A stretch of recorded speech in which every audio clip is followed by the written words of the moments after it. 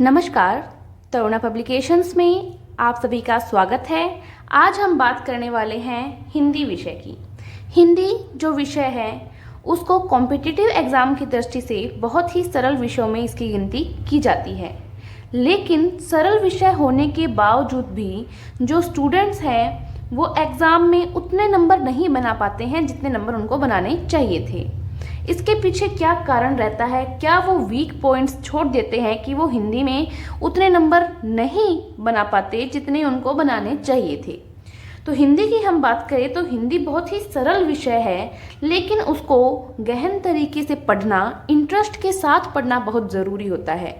लेकिन बच्चे हिंदी के अंदर इंटरेस्ट नहीं जगा पाते हैं, उनको हिंदी बोरिंग लगती है। तो इसके पीछे जो रीजंस हैं उन रीजंस को ढूंढ के हम ख़त्म करने वाले हैं।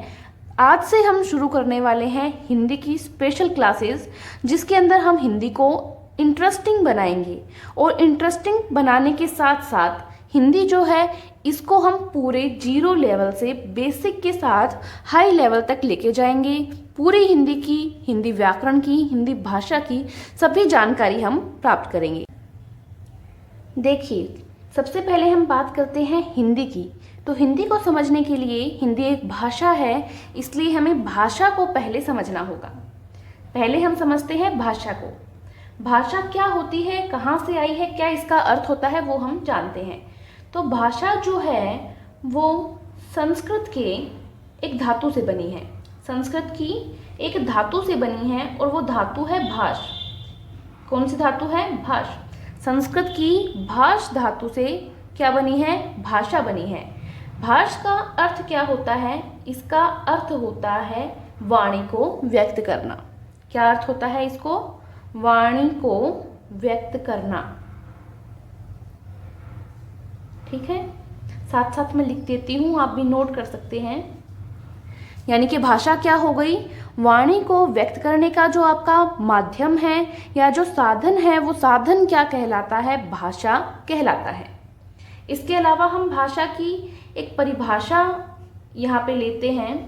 वैसे तो अलग अलग जो शिक्षाविद हैं हिंदी के, उन्होंने भाषा की परिभाषा को अलग अलग अपने विवेक से स्पष्ट किया है। तो क्या समझे हम कि मनुष्य द्वारा अपने भावों एवं विचारों की पूर्ण अभिव्यक्ति के लिए उच्चारित किए गए जो ध्वनि संकेत हैं, उनकी जो व्यवस्था है, उस व्यवस्था को हम क्या कहते हैं? भाषा कहते हैं। तो यहाँ से हमें भाषा की परिभाषा प्राप्त हो चुकी है। अब बात करते हैं हम भाषा के रूप की। भाषा को कितने रूप में हम डिवाइड कर सकते हैं? ठीक है, भाषा के रूप की हम बात करें यहाँ पे, तो भाषा को 2 रूप में बांटते हैं। मूलतः हम भाषा को 2 रूप में बांटते हैं। ठीक है, जिसमें पहला है हमारे पास कथित रूप। पहला जो रूप है वो है कथित रूप। इसको हम मौखिक रूप भी कहते हैं। इस रूप को हम मौखिक रूप भी कहते हैं। ये पहला रूप है भाषा का। इसके बाद जो भाषा का दूसरा रूप है वो है लिखित रूप। वो है लिखित रूप। ठीक है, अब बात करें मौखिक रूप की कि मौखिक रूप क्या होता है। देखो, मौखिक भाषा जो है वो मुख से बोलकर प्रकट की जाती है। इसका एग्जाम्पल हम यहाँ से ले सकते हैं कि हमने कहाँ से सीखी है। मनुष्य जो होता है या जो छोटा बालक भी होता है, वह अपने घर परिवार से, सामाजिक वातावरण से जो भाषा है, मौखिक भाषा, उसको सीखता है। जबकि बात करें हम लिखित रूप की, तो लिखित रूप में भाषा को सीखने के लिए हमें विशेष प्रयास करना पड़ता है, क्योंकि ये भाषा लिखकर प्रकट की जाती है। जो मौखिक भाषा है ये तो बोलकर प्रकट की जाती है, और लिखित भाषा जो होती है वो लिखकर प्रकट की जाती है। ये कहाँ से सीखता है मनुष्य? ये अपने आस पड़ोस, अपने परिवार से, आस पड़ोस से, यानी कि सामाजिक जो वातावरण है वहाँ से ये भाषा सीखता है, सामाजिक वातावरण से।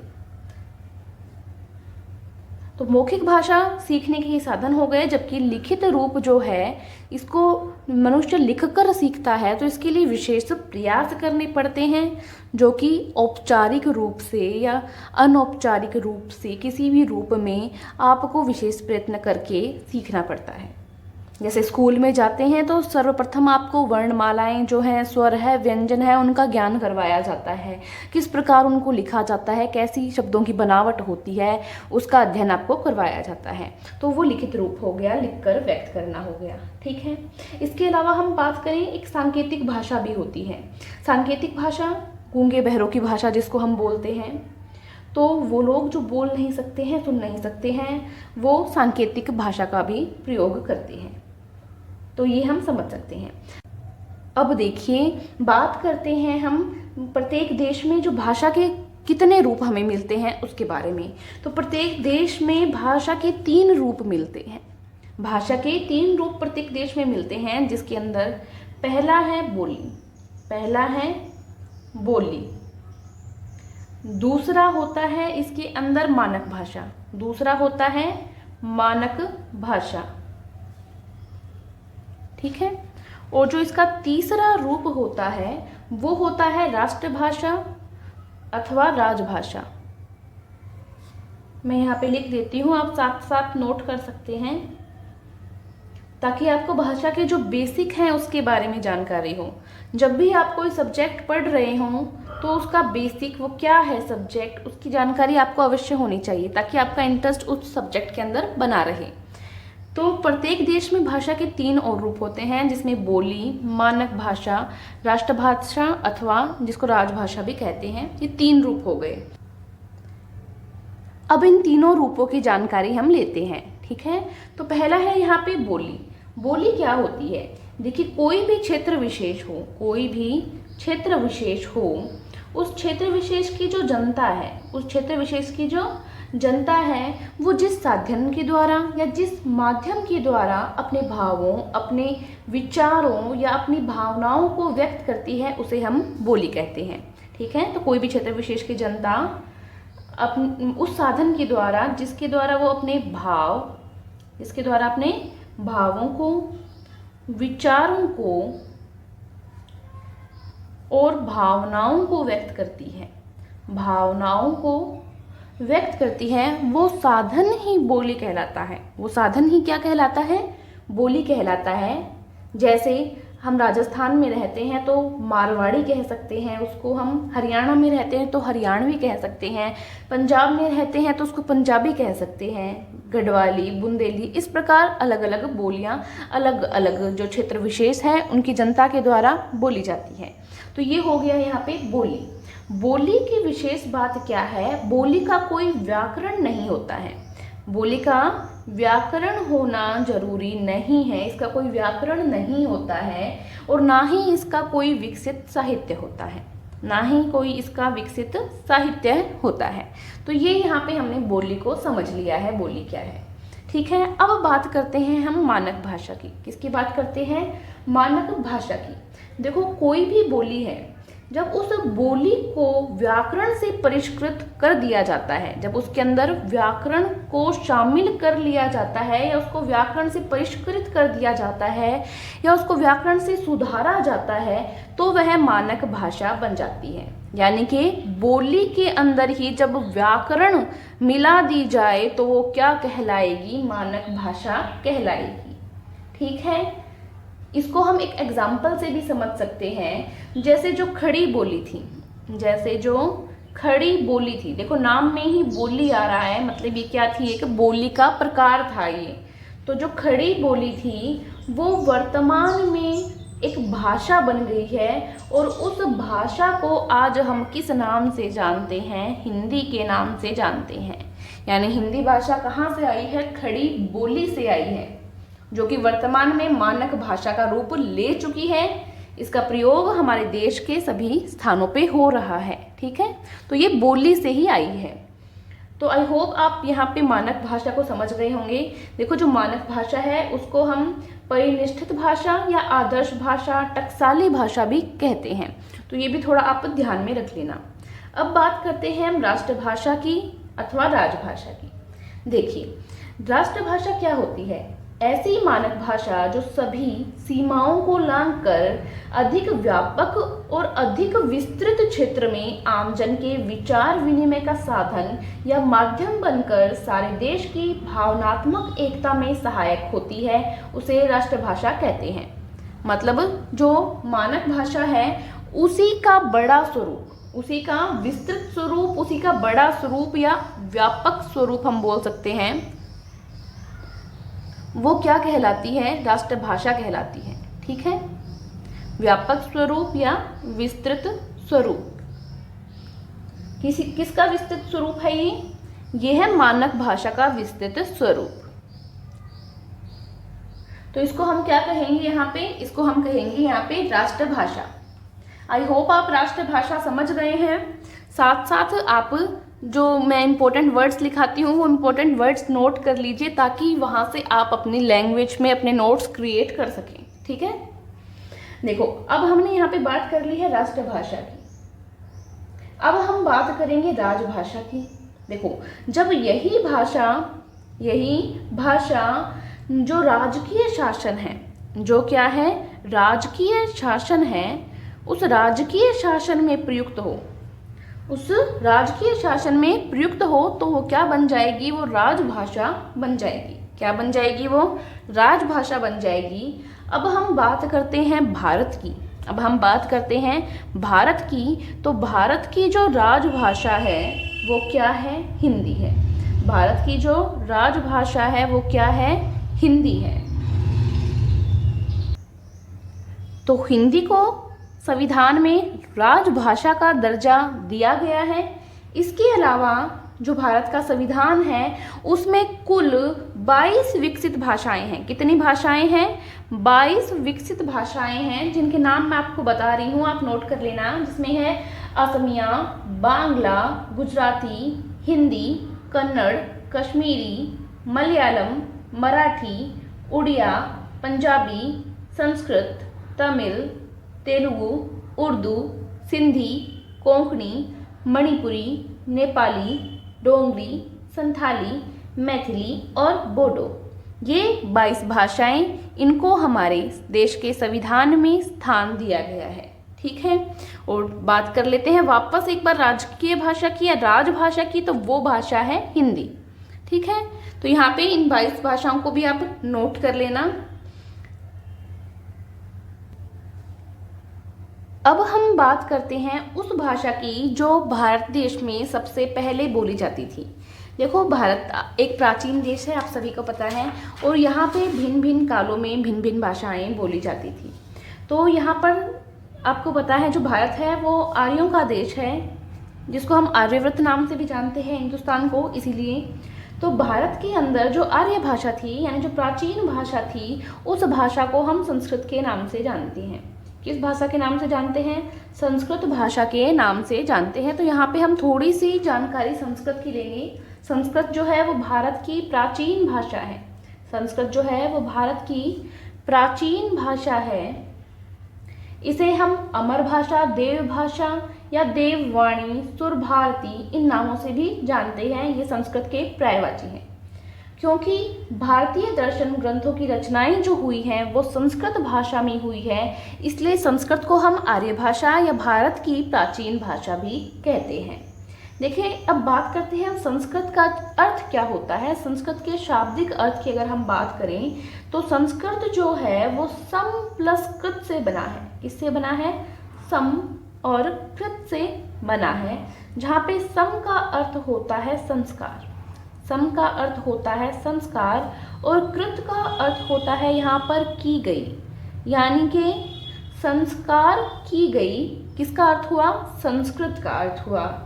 ठीक है, इसका भाषा में जो ध्वनि है, ध्वनि विकास की दृष्टि से इसका अर्थ श्वास से बनी लिया जाता है, और जो आध्यात्मिक इसका विकास हुआ, आध्यात्म विकास की दृष्टि से इसको स्वयं बनी हुई भाषा भी माना जाता है। लेकिन हम यहाँ पे इसका अर्थ मानते हैं संस्कार की गई, यानी कि संस्कृत। तो संस्कृत जो है वो भारत की प्राचीन भाषा रही है। अब हम बात करते हैं जो हम पढ़ रहे हैं हिंदी, हिंदी भाषा की हम बात करते हैं। देखो, अधिकतर जो विद्वान हैं उनका एक ही मत है कि जो हिंदी शब्द है वो शब्द सिंधु से आया है। वो शब्द कहाँ से आया है? सिंधु से आया है। सिंधु आपको पता है नदी है, सिंधु आपको पता है नदी है, यानी कि नदी विशेष शब्द है सिंधु। सिंधु नदी का जो पश्चिमी क्षेत्र था यानी कि फारस और जो ईरान यानी कि ईरान का जो क्षेत्र था, फारस और ईरान का क्षेत्र जो कि सिंधु नदी के पश्चिम का क्षेत्र था, वहाँ के जो लोग थे वो सै को है नाम से पुकारते थे। सै ध्वनि का उच्चारण है ध्वनि के रूप में करते थे और जो ध ध्वनि का उच्चारण है वो द ध्वनि के रूप में इसको उच्चारित करते थे। तो देखो, स ध्वनि को है बनाओ और ध ध्वनि को द बनाइए यहाँ पे। तो यहाँ पे सिंधु क्या बन जाएगा? सिंधु बन जाएगा यहाँ पे हिंदू। क्या बन जाएगा? हिंदू। ठीक है, स की जगह हमने है बना दिया और ध की जगह द बना दिया, तो सिंधु क्या बन गया? हिंदू बन गया हमारे पास। तो यहाँ इस प्रकार सिंधु से हिंदू बना। जैसे जैसे समय परिवर्तित होता गया वैसे वैसे ये सिंधु का जो ऊ की मात्रा है इसका लोप हो गया और ये हिंदू जो है, हिंदू की दू की मात्रा का लोप हो गया और ये क्या बन गया? हिंद बन गया। क्या बन गया? ये हिंद बन गया। फिर कुछ समय बाद इसके अंदर इक प्रत्यय लगा। क्या प्रत्यय लगा? इसमें इक प्रत्यय लगा और इक प्रत्यय लगने के बाद में ये हिंदिक बन गया। क्या बन गया? ये हिंदिक बन गया। इसके बाद में जैसे जैसे समय बीतता गया तो जो क है उस क का क्या हो गया? लोप हो गया। क का लोप हो गया और ये लास्ट में हमें क्या मिला? हिंदी के रूप में मिला। तो यहाँ से हमारी भाषा हिंदी की व्युत्पत्ति हुई थी। इस प्रकार हम मान सकते हैं कि जो सिंधु शब्द है, सिंधु शब्द से हिंदी बना है। ठीक है, अब बात करते हैं हिंदी का अर्थ क्या है। हिंदी का जो अर्थ है वो होता है भारत का। हिंदी का अर्थ क्या होता है? भारत का। क्योंकि हिंदी में हम शब्द लेते हैं हिंद, हिंद का अर्थ क्या होता है? भारत का। ठीक है, देखो यहाँ पे हमने हिंदी की बात कर ली है, तो हिंदी से जुड़े हुए कुछ जीके के अंदर क्वेश्चन पूछे जाते हैं, कुछ बात थोड़ी सी उसकी भी कर लेते हैं। देखो, हिंदी से हम यहाँ बनाते हैं हिंदी दिवस। हिंदी से हम यहाँ बनाते हैं हिंदी दिवस। देखिए, हिंदी दिवस प्रतिवर्ष 14 सितंबर को मनाया जाता है भारत के अंदर। भारत में हिंदी दिवस प्रतिवर्ष 14 सितंबर को मनाया जाता है। क्यों मनाया जाता है? क्योंकि इसी दिन 14 सितंबर 1949 ईस्वी में संविधान सभा के द्वारा एक मत से हिंदी को भारत की राजभाषा के रूप में स्वीकार किया गया था। भारत की राजभाषा के रूप में हिंदी को स्वीकार किया गया था। कब किया गया था? 14 सितंबर 1949 को। इसलिए इसकी स्मृति को ताज़ा रखने के लिए जो राष्ट्रभाषा है उसकी जो प्रचार समिति थी वृद्धा, जो कि महाराष्ट्र में है, उसने अनुरोध किया कि हिंदी दिवस के रूप में हम इस दिन को मनाएं। तो वर्ष 1953 से, कब से? वर्ष 1953 से हम प्रतिवर्ष 14 सितंबर को हिंदी दिवस के रूप में मनाते हैं। ठीक है, तो ये हिंदी दिवस की बात हो गई कि हिंदी दिवस भारत में कब मनाया जाता है। इसके अलावा बात करें हम विश्व हिंदी दिवस की, बात कर लीजिए साथ में विश्व हिंदी दिवस की। देखिए, दोनों की डेट में अंतर है, दोनों की जो दिनांक है उसमें अंतर है। भारत में हिंदी दिवस मनाते हैं हम 14 सितंबर को और विश्व हिंदी दिवस प्रत्येक वर्ष मनाया जाता है 10 जनवरी को। कब मनाया जाता है? 10 जनवरी को मनाया जाता है। इसी दिन पहली बार 1975 ईस्वी में पहली बार प्रथम विश्व हिंदी सम्मेलन का आयोजन हुआ था। प्रथम विश्व हिंदी सम्मेलन का आयोजन हुआ था। कहाँ पे हुआ था ये नागपुर में हुआ था। ये नागपुर में हुआ था। इसलिए इसकी स्मृति को ताज़ा रखने के लिए वर्ष 2006 से 10 जनवरी को प्रतिवर्ष हिंदी दिवस के रूप में मनाया जाता है। देखिए, इसकी घोषणा जो थी, उस समय प्रधानमंत्री थे हमारे देश के डॉक्टर मनमोहन सिंह, उन्होंने इसकी घोषणा की थी। यह दिवस विशेष रूप से विदेशों में भारतीय जो दूतावास हैं हमारे, उन दूतावासों में मनाया जाता है। इसका उद्देश्य क्या है, इसकी बात भी हम कर लेते हैं। तो इसका उद्देश्य विश्व में हिंदी भाषा के प्रचार प्रसार के लिए जागरूकता पैदा करना है और हिंदी को राष्ट्रीय भाषा के रूप में पेश करना इसका उद्देश्य है। तो कुछ ये जो जीके से रिलेटेड बातें हैं, जहाँ से हिंदी से क्वेश्चन उठकर आते हैं, वो भी मैंने आपको बता दी हैं। तो ये भी आप थोड़ा ध्यान में रख लेना, ताकि क्वेश्चन कहीं से भी बने तो वो आप गलत नहीं करें, ठीक है। तो इस प्रकार आज हमने हिंदी भाषा का अध्ययन किया है कि हिंदी की व्युत्पत्ति कहाँ से हुई है, हिंदी कैसे बनी है, ठीक है। तो आज की पहली क्लास थी हमारी हिंदी विषय की। आगे हम हिंदी के जो वर्णमालाएं हैं, ध्वनि है, ध्वनि के अंदर, वर्णों के अंदर, स्वरों में, अक्षरों में क्या फ़र्क होता है, डिफरेंस बच्चे नहीं समझ पाते हैं, तो इनके अंदर हम अंतर को समझेंगे, पूरे इनकी परिभाषाएं भी हम पढ़ेंगे। तो तब तक के लिए आपको क्या करना पड़ेगा, आपको वेट करना पड़ेगा और तरुणा पब्लिकेशंस के साथ जुड़े रहना पड़ेगा। तो अगर आपको हमारी हिंदी की क्लासेस और लेनी है तो हमारे इस वीडियो को लाइक करें, हमारे चैनल को सब्सक्राइब करें और अपनी ब्लेसिंग्स हमारे साथ बनाए रखें। धन्यवाद।